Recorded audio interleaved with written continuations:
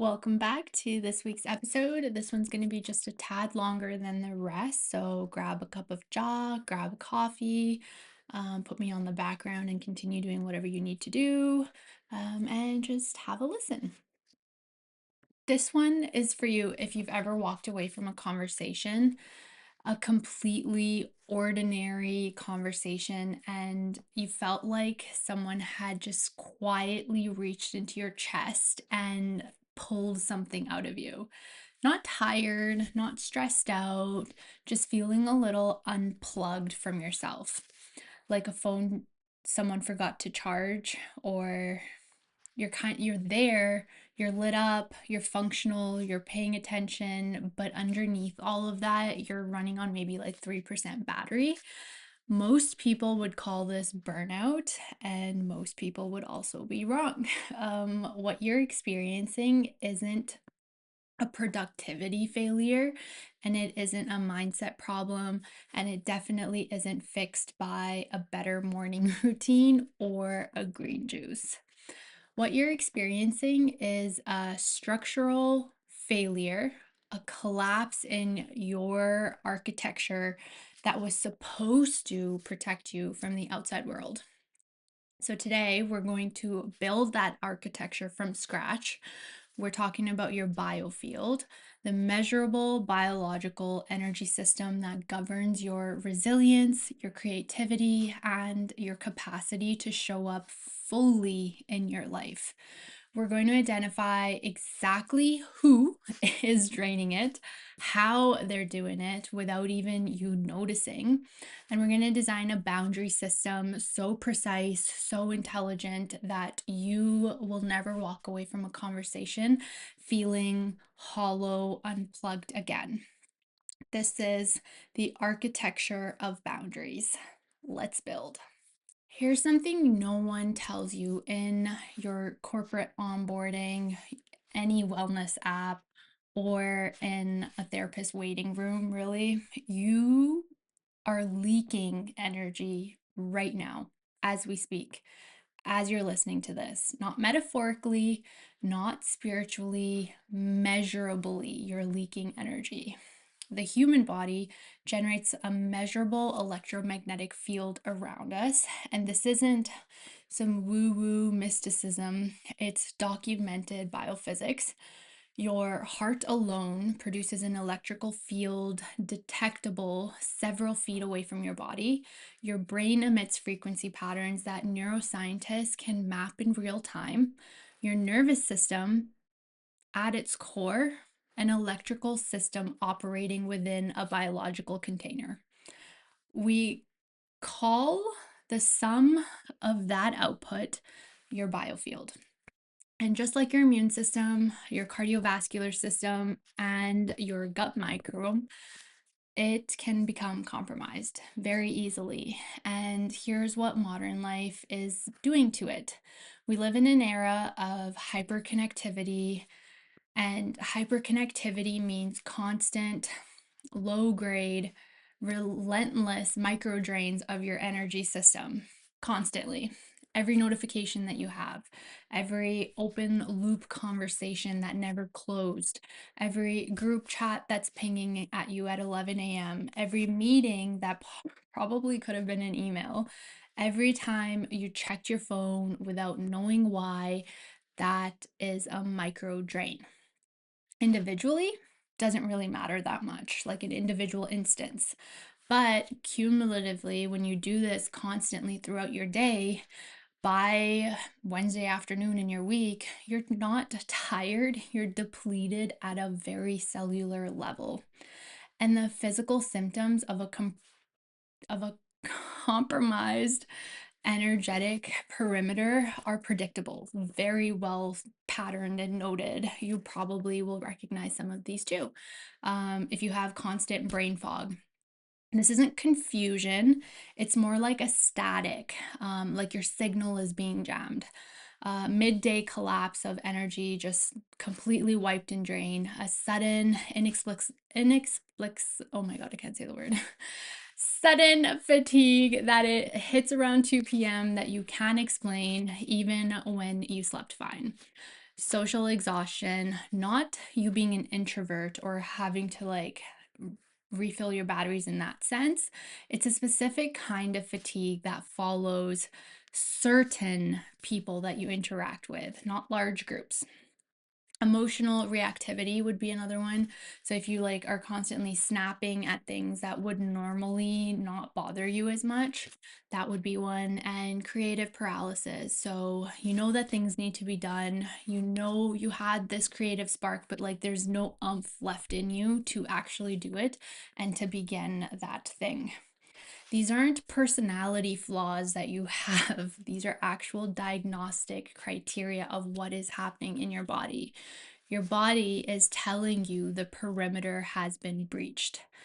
And the first step to rebuilding it is understanding exactly where the breach is coming from.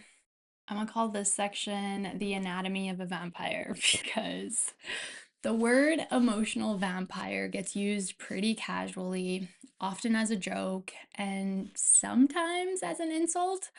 And I want to use it very, very precisely here. An emotional vampire is not simply a difficult person. It's not someone going through a hard time, and it's not even someone who disagrees with you or challenges you. An emotional vampire is a person whose interaction patterns systematically extract more energy than they produce. And critically, they're often completely unaware that they're even doing this. So let's go over 3 primary archetypes of operating in modern high stress environments of energy vampires, okay? Type 1, the catastrophizer. Everything is a crisis. Every setback is existential, like big existential. Every conversation spirals into the worst case scenario. This person doesn't want solutions. They want a witness to what is happening to them. They need someone in an emotional foxhole with them. And the moment you step into that chaos, you inherit their neurological state, their nervous system state. Your cortisol spikes, your heart rate elevates, your nervous system enters a sympathetic stress response for a problem that isn't even yours. Archetype number 2, the guilt architect. This one's a little bit more sophisticated than the first one.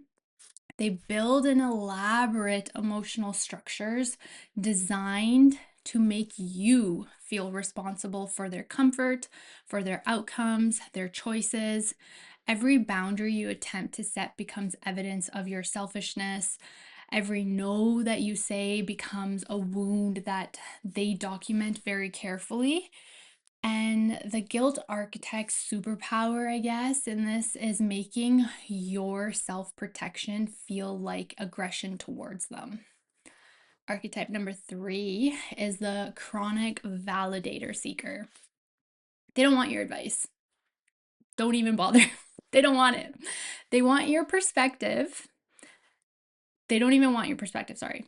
They don't want your advice. They don't want your perspective. They just want you to agree to what they think endlessly, urgently, and repeatedly. The interaction loop is they'll share a problem, they receive validation, share same problem, receive same validation, rinse, repeat, recycle.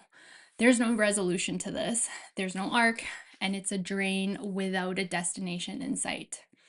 Now, this is the part that most people miss. These archetypes don't override your defenses with force.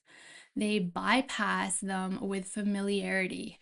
The subconscious mechanisms work like this. Your nervous system is wired to prioritize safety for your tribe.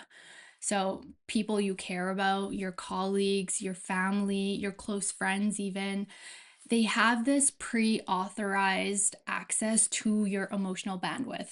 Like it's just freely given to them because they're within your social circle, because you hang out with them, because you interact with them. The catastrophizer is in your inner circle, launches a stress spiral. your mirror neurons that are in your brain fire automatically. You feel what they feel before you've even had a chance to decide whether you want to feel what they're feeling. And that's mirror neurons. That's literally what they're designed to do.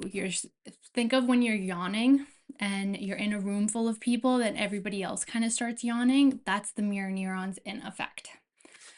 This isn't a weakness. It's human neurology. This is a normal part of being a human, but it means that bypassing is happening below the level of your consciousness decision making, and you can't really defend against something you can't see with your own two eyes. The specific moment an interaction crosses from healthy exchange between somebody to a one-way extraction of energy is identifiable. It's the moment you notice you've stopped having thoughts of your own and are only responding to theirs. The conversation is about one topic, them, for more than 10 minutes. Like you haven't had a single word in, they've just been yapping, just going on solid 10 minutes about themselves. You feel worse when the conversation started, despite having helped them, if they are even listening. And you're managing their emotional state while yours starts to feel unregulated. These four situations, that's exactly the moment where the breach has happened. The architecture we're building starts exactly right here to avoid this loop. I think the mistake that most people will make when they're deciding is to set better boundaries is they think of boundary as a solid wall. A wall is rigid, it's impermeable, a wall is inflexible, and the moment life requires you to let anybody in, you have to tear down the whole wall, the whole structure has to come down for someone to be let into your world. That's not architecture. That's a bunker. You've built a bunker around your heart and your energy. No one can come in and nothing can get out. That's not what we want. We're trying to build a flexible perimeter around you. Think of it less like a wall and more like a semi-permeable membrane, the kind that your cell uses, every single one of your cell uses in your body. It's like a filter. It allows selected exchange to happen. It absorbs what serves you and deflects what doesn't. You can still be warm.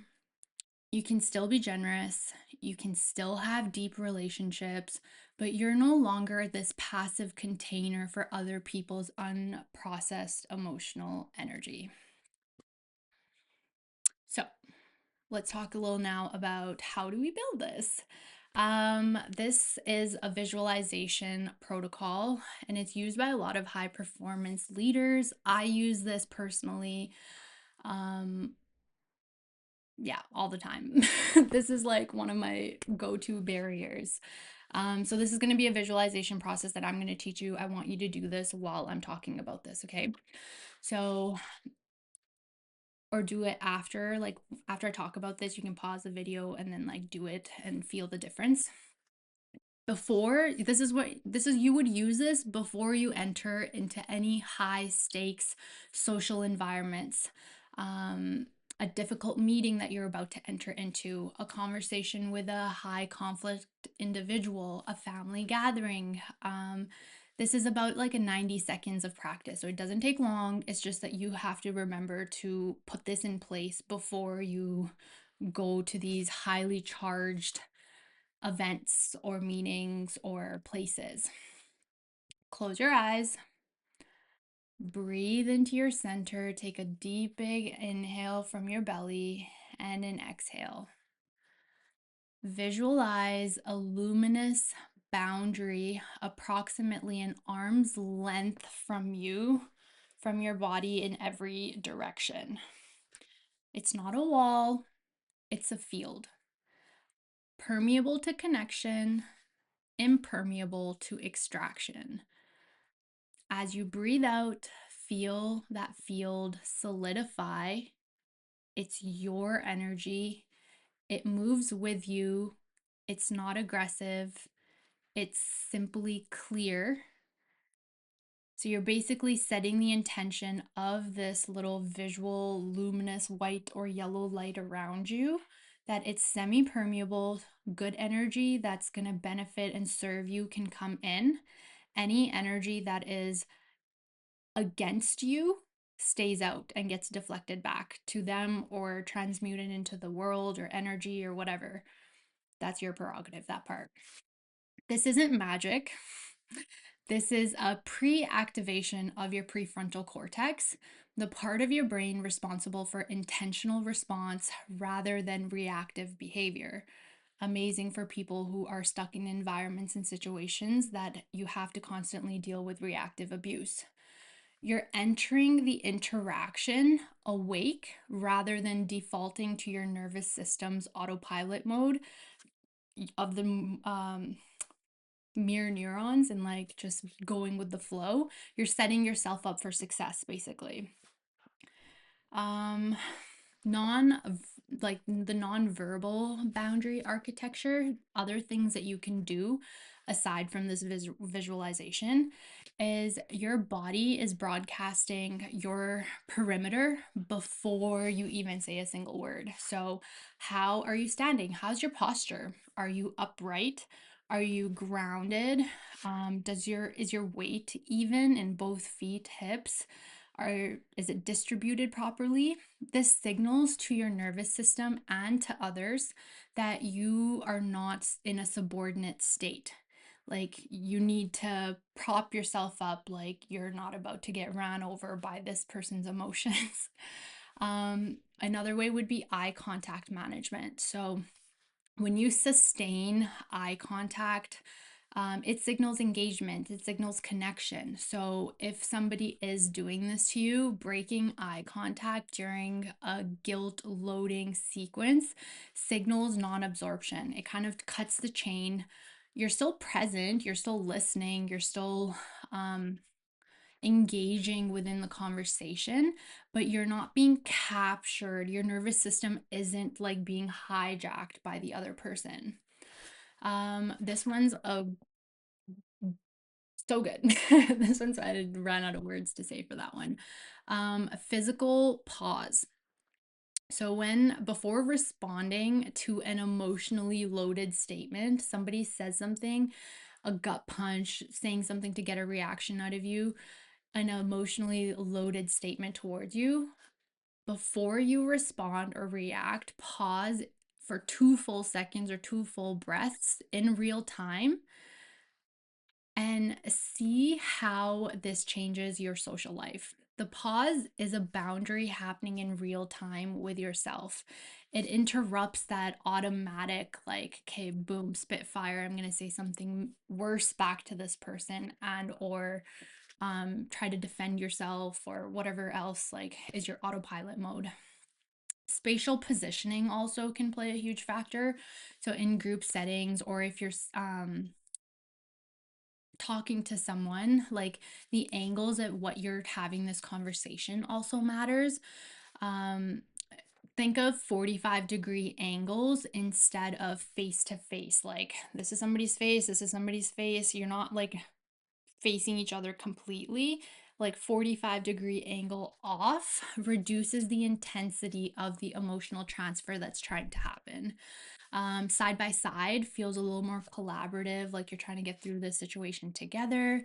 Face to face is very confrontational. The angle basically like neutralizes everything. You're still standing in posture with your authority, but it kind of just makes it a little easier to deflect some of that energy that's being thrown at you. Now that we have the structure put in place, the next part is probably even more important than recognizing and then putting it in place is maintenance. architecture isn't just built, it's maintained. Like that's what keeps it going. This isn't just like you do this once and then boom, you're set for life. The most sophisticated perimeter in the world degrades without maintenance protocol. Think of any architectural building in the world. You need maintenance every so often to keep it structurally good and sound. Maintenance is not complicated at all. It's just a consistency. You have to consistently practice at this for it to like really hold and be able to do it, be able to not do it for longer periods of time. You just need to consistently do it so that it like stays. One little topic on this would be like digital hygiene as a site like infrastructure. Your phone. Let's talk about your phone. Your phone is not neutral, okay? Every notification is an interruption of your internal state by an external signal. Most people carry their phone like it's like a live wire attached to the social grid, TikTok, social media, and they wonder why they simultaneously feel overstimulated but empty at the same time. This protocol is pretty simple. So, like, how to detach basically is like having some digital hygiene put into place. Triage your notifications. Oh my God. Everything off except direct calls and or messages from particular specific people that need to know where you are at all times, and like genuinely time sensitive apps.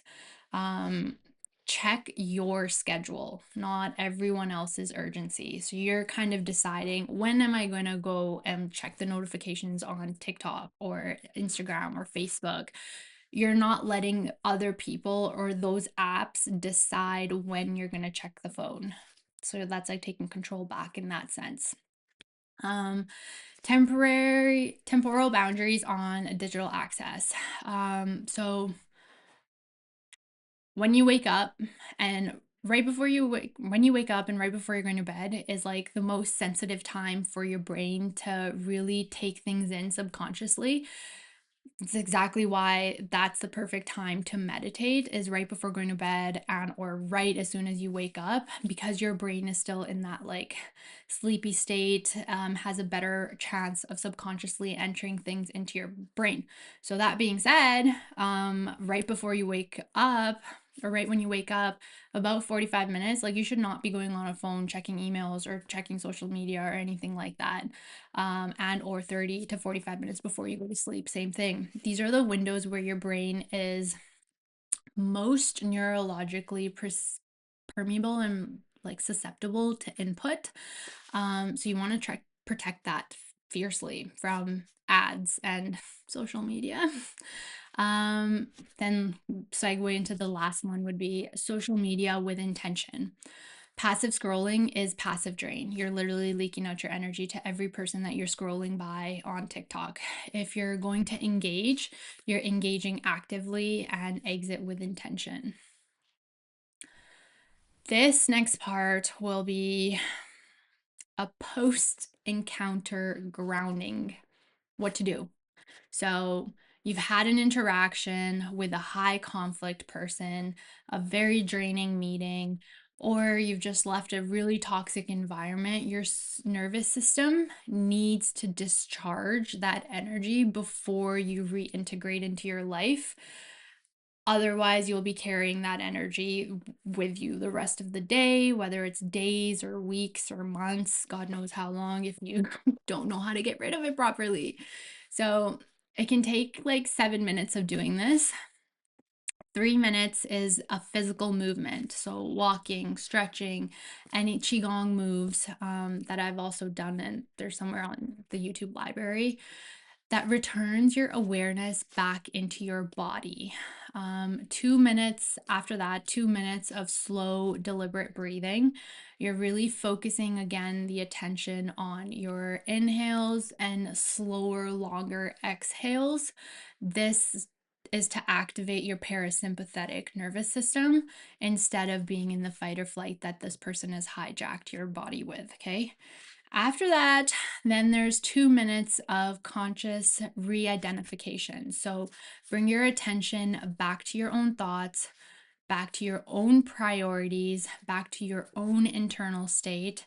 You are you again. They are not here. They're not in your nervous system. You're not transmuting any energy for them once they have left because you've brought your energy back to yourself and centered yourself again. The background noise of all of this, sleep and nutrition. Non-negotiables. Non-negotiables. Sleep below 7 hours.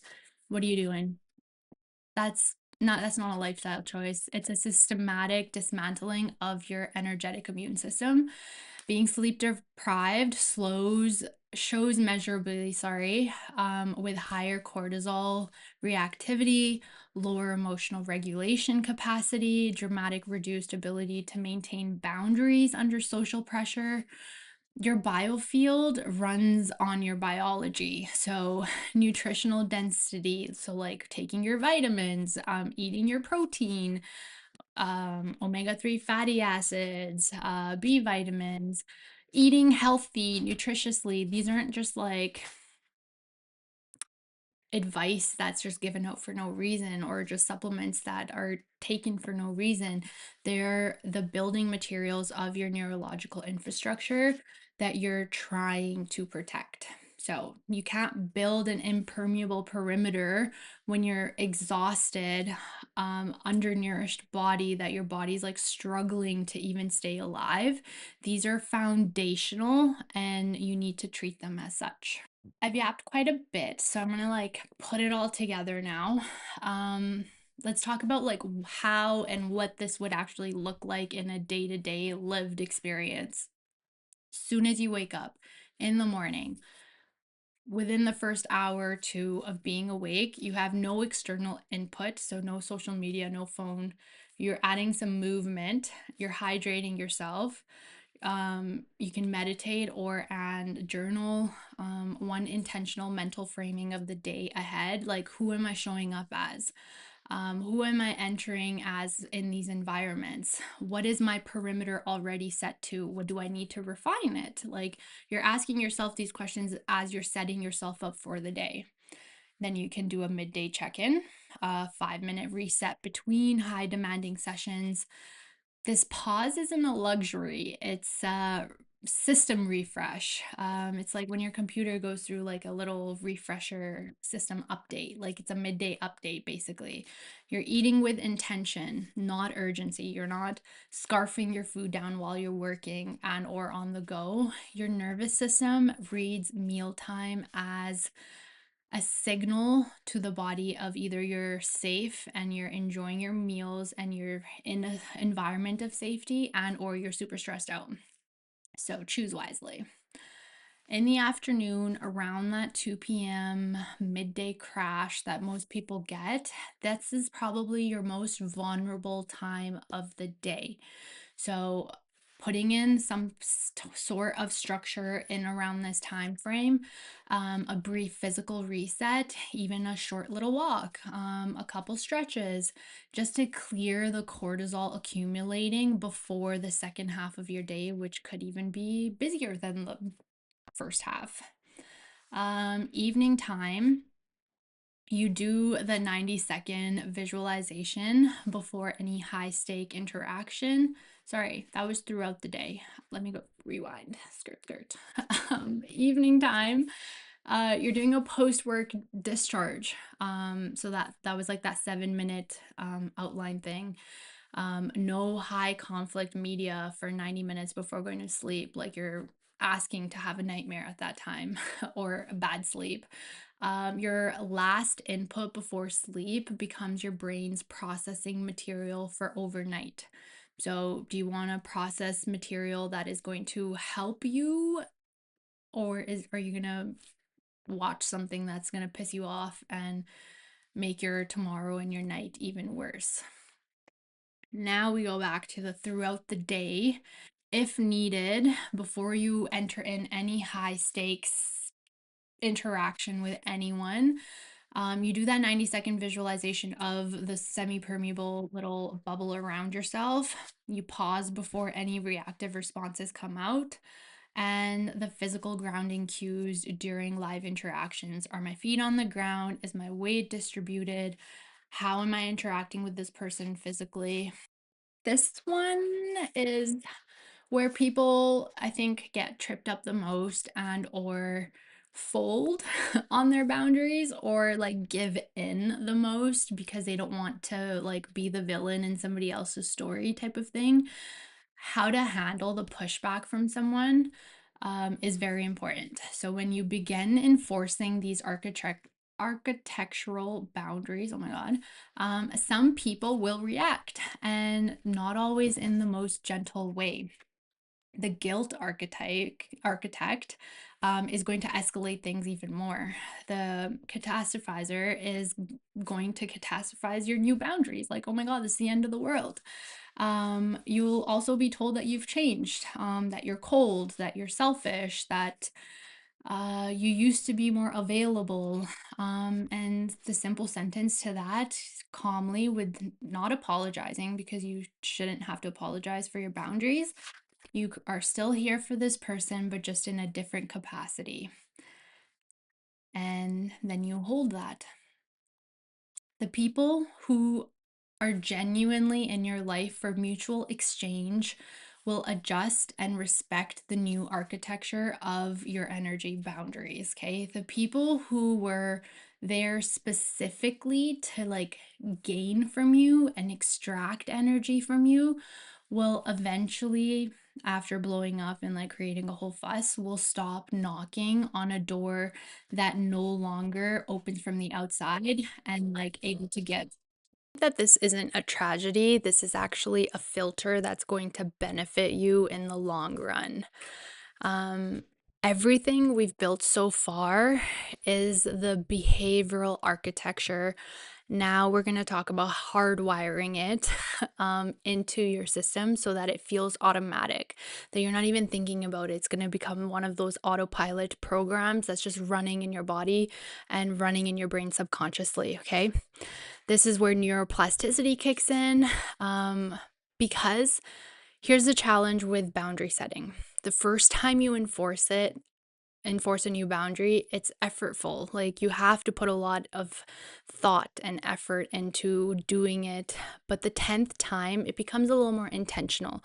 You understand what you're doing, why you're doing it. It feels easier, and it's like easier to flow with. But once you do it for like the 100th time, it's automatic. It's an autopilot mode, something that's just built inside of you. This automation of this behavior is the neuroplasticity in action. Your brain's capacity to physically restructure itself based on repeated patterns of thought and behavior. Neuroplasticity intervals in like your 24-hour routine. The brain consolidates new neural pathways during these transitional states. So the moments between forced activity and rest, these are your neuroplasticity windows. Use them deliberately, okay? So right before you go to sleep, briefly review one boundary that you held today, one moment you paused instead of reacted, one interaction where the perimeter held and you didn't feel drained after. Your hippocampus is preparing for overnight consolidation, memory consolidation. So give it something worth keeping and being like, I liked this. Let's redo this again the next time because it worked. In the morning, when you wake up, when there's no input coming in right in the mornings, you're visualizing one upcoming interaction and mentally rehearsing being grounded, having your boundaried response. You're pre-building the neural pathway before it's even tested in real life. This is a whole concept of research that's gone on where, like, people who've meditated, practicing playing the piano, played much better, much faster people that only practice piano physically. So like if you meditate and practice playing the piano of what song you're practicing, you're going to be a lot better and faster at remembering how to play that song rather than someone that's just playing it to practice. When your brain has existing pathways built from years of boundaryless behavior, shall I say, the automatic guilt response that kicks in, the compulsive people pleasing, the reflexive over explaining of why you did something, and just these pathways are well worn. They're like highways in your brain right now, okay? They're fast, they're automatic. You've been doing it for so long. That's like the fastest, quickest response that your brain can give. It sees a situation, it's like, oh, I know what to do here because we've done it a billion times, okay? We're trying to prune that highway and build a new path, so it takes time, it takes consistency, it takes effort initially before the highway is built. The principle of synaptic pruning tells us that pathways that go unused, if you're not using that same path as much, it weakens. So you can't delete a neural pathway per se with willpower, but you can definitely starve it to create a new pathway. And every time that you pause instead of the automatic guilt response that you've conditioned yourself to, you divert the traffic away from the old pathway. Every time you hold a boundary instead of collapsing it, you route the energy to a new architecture. Over 2 months, the actual average of habit formation forms. The old pathway starts to fade and become this background noise faint that you once knew, but the new one becomes more dominant. So the amygdala has a huge part in the reprogramming through repetitive boundary reinforcement.